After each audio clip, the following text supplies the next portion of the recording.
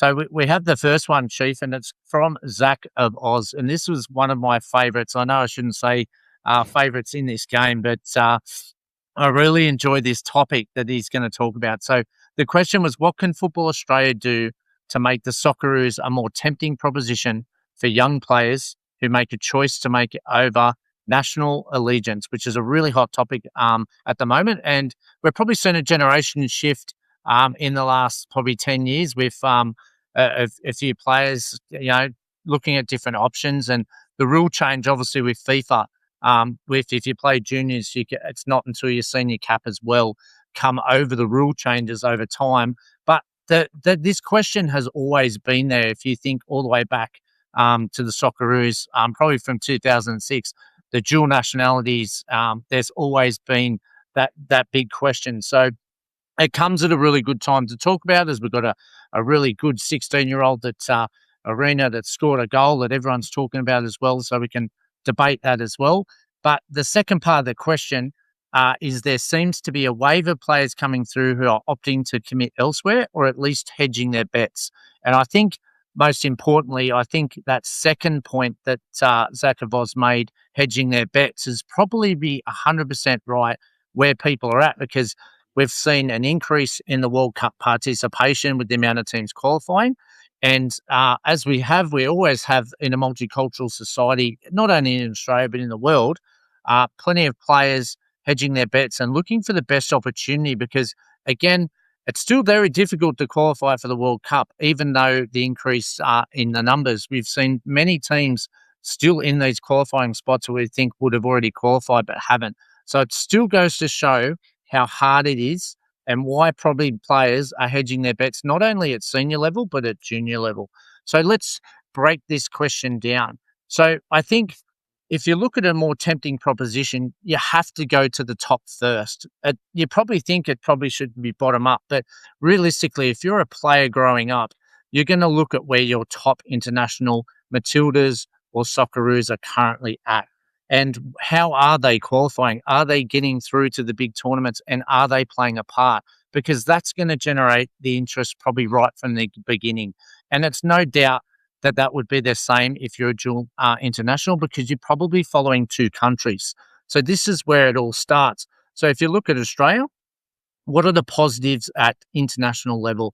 Well, Australia Socceroos at the moment, if we talk about the male version, have qualified for 6 World Cups in a row, have found an Asia Confederation, and have a really strong backing. And we've seen us climb to the highest ranking that we've ever been at ever before. So if you look at it from the top, the trajectory of the Socceroos over the time of the last decade is on the way up. So for starters, we've got that part in the right zone. The challenge for Australian football now, as it is with any international team, is can we keep cracking it into that elite level? And what's it take to actually get there? And I think that's the burning thing. Johnny Warren said it, can we win a World Cup? Of course we can win a World Cup, but we're going to have to do a lot more fundamentals to do that, or to get close to that mark, because the elite, there's a big difference, I think, between the round of 16 than it is below that. So let's have a look at probably point number 2, the junior level. Let's look at the junior level. And I think there's been a lot of comments and feedback, and saying our game's this, and a lot of feedback around how we can fix it and vice versa. But some things in the past teach us a lesson. And I'm going to go back to this in the first place. And this is probably relative to the last player, Antonio, who scored that goal for Roma, who the 16-year-old that everyone is talking about has come from. If you look at the under-17 Joeys, our latest under-17 Joeys, they haven't made the World Cup since 2019. So if you're a young player and you want to play at the 17s World Cup and you're dual citizen, and which Italy was, then of course Australia had capped him already at a young age and now in the 16s. But what are you going to choose if that country that you're born didn't make it? Of course you're going to not turn down a position or an opportunity if the dual nationality offers you a World Cup spot in a World Cup tournament. So again, the bottom line is we have to qualify every World Cup at every level if we want to maintain the future and give them the choice of the young players, because then they can fall within that environment all the way through. If we fail and the other team exceeds, and he did score in that last World Cup last year, then he's in their environment now. So they've kind of got that upper hand. Now, if you think about, well, why are we failing to make it at the 17s? But in the 20s, we won the Asia Cup, which is a success, which is a bonus for us. But then how come we didn't make the 17 since 2019? Well, let's go back to the future, or back to the past, I should say, not the future.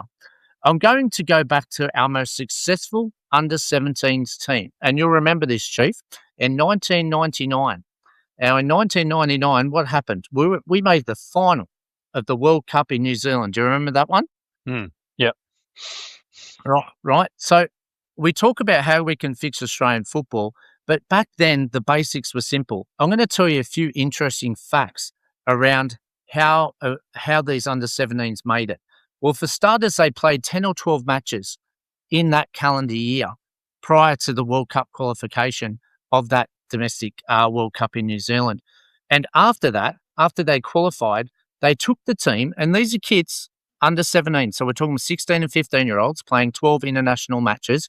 Then they took them for a 4 to 5 week South America tour to play the best of the best in clubs and country in South America to prepare for the tournament. So they would have played up to 20 games in under 17s in 1999 just to start and get that foundation behind them. Now, that's not rocket science. That doesn't need some great new innovation or strategy for the 17s to make the World Cup. That's just smart. When you take your youngsters and you teach them how to play against the best, they're obviously gonna rise, and the caliber's gonna rise from that. And you get that generational group together in an environment of competitive international football. And the success was the foundation. We nearly won the World Cup. We lost in the penalty shootout. So that just goes to show how simple it is. Now, I believe that if you look at this point, and we've had the emerging Matildas and emerging Socceroos and Joeys and all that at 16 and 17s level, for me, it's probably too late. It needs to start earlier. If you look at the reverse of what happens with the elite clubs and elite countries overseas, what do? They start them from 6, they start them from 12s. What do they all have? Academies or centre of excellences. And the difference between over there to here is a massive difference. In Australia, parents are paying for players to attend these academies that we have here. Over there, they pick the best and they train the best, and they pay for it. The club and the country pay for it. Now, that'll have to be a huge generational shift. But if you go back to Zach of Oz's questions, what's tempting these young players when you've got, and you think about Antonio, he left at 13. 13 years of age, he went over to Italy.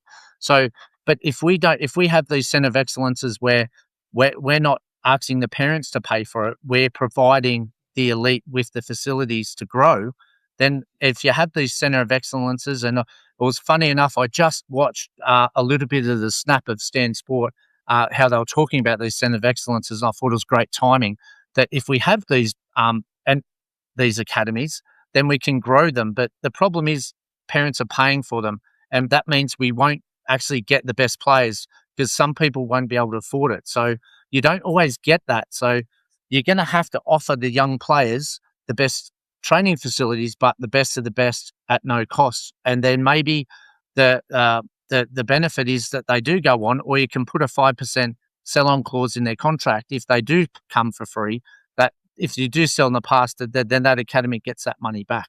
But that's probably a bigger picture question. But that's probably some of the points that I want to raise with Zach of Oz's great question. So I think if we did those things in the country, you're seeing a lot of the 17s, 20s, 23s play now a lot more football, but we're not taking the younger players against the best of the best like 1999. That will playing Oceania teams. I think that they took the 17s over to Fiji, Solomon Islands. That is not going to cut it at this level. If you want young players to make sure that they qualify for the World Cup, you're going to have to take them against Arsenal under 17s, Liverpool under 17s, the best of the best in Europe, Ajax, Japan, Asia. And you're going to think, well, who's going to pay for this? Well, I think it'll pay for itself once you lock these kids in, and to let the money flow back through with selling them on later in life because the development will already be there. Um, and the time thing, if they did it back in 1999, don't forget the kids have 12 to 14 weeks of school holidays. You've got 4 windows where you can travel or invite teams over because it doesn't always have to be our cost to go there. You can invite them over if you link in with their season. So I probably looked at many different avenues, but there's some definitely great points from Zach of Oz with his question, and hopefully I've answered that one for the viewers. I just want to take a couple of points on it.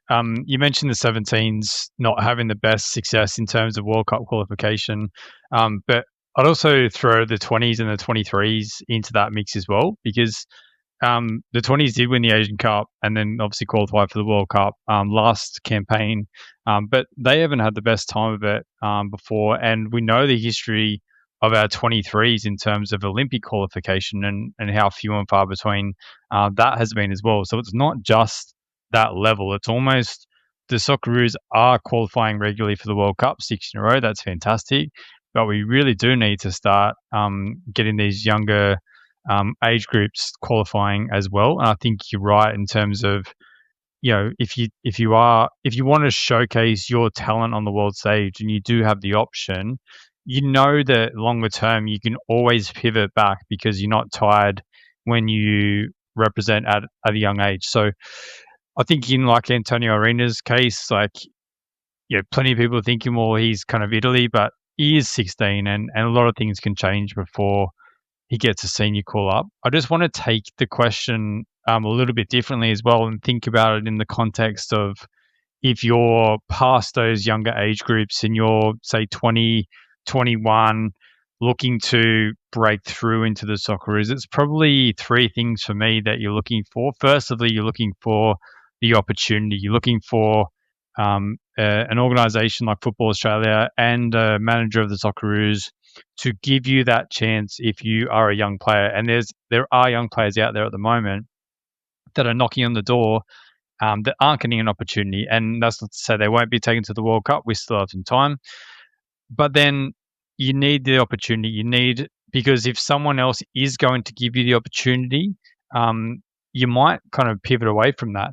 The second thing is you got to have success. Like, again, we talk about, like, let's look at the Australia versus Italy kind of concept. It's like Italy have failed to qualify for the past couple of World Cups and they're into a playoff to qualify for this year's World Cup. So again, if you want to be on the world stage, you're going to go where the success is. The third thing for me is that you want a style of football, and this is probably lesser to the other 2 points, but you still want to play in a style that suits your game and then can get the most out of your game. If you're playing a stodgy defensive type style and you're an attacking flair player, I'm not sure you're going to want to kind of rush to be involved in that. That's some of my points around. And I'm just thinking about some of the players, and like, let's be honest, it's gone both ways. Like we've brought in a lot of Scottish-born or English-born players, or Welsh-born and Croatian-born over the past kind of 10, 20 years. It's definitely gone both ways, but we've certainly lost some as well. Yeah, no, definitely a good point there. And there's lots of different development programs out there, isn't it? Sin El Masa at Spain, one of the best in the world. So again, we don't have to reinvent. We do have a lot of facilities over here too, don't we? Like, I know people think that Qatar and all that, but all this Saudi money is investing, but we've got a good culture over here too. So we're a sporting nation. So it is a good country to play for, and the culture of Australian football is still pretty good. I know we've got our challenges, but what country doesn't have challenges? They've got them at different points. But I think if, like you said, very valid point around success. But I think Australia will always be open minded, and I think as long as we get all parts of our game as a country right, at least gives the player the choice to hedge their bets like they do, or choose what they want to do based on whether it's family related or family motivated or football related. So Yeah, it's a great topic, and it'll continue for the rest of our lives. And as long as we're doing the foundations right, then I don't think we have to worry about it because we'll always produce player after player anyway. It's just a matter of whether you can continue to try to give everyone the best opportunity. But great question, Zach of Oz. So that was fantastic.